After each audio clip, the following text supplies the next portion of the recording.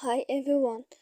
Today we will talk about how to fix or how to solve shadow ban on Twitter.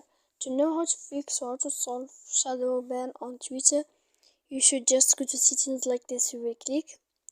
After that, in this page, you will go to apps, default apps, app settings. When you will see this list, you will go down to find the application of Twitter and you will enter. Then in this page, you will go to click force stop. When you will end this, you will enter to storage. After that, in this page, you will click clear cache. Then you will go to click clear data. And after all that, when you will end all this, you can turn off your phone. So please don't forget to support us by like and subscribe. See you next time in another video, and thank you for watching.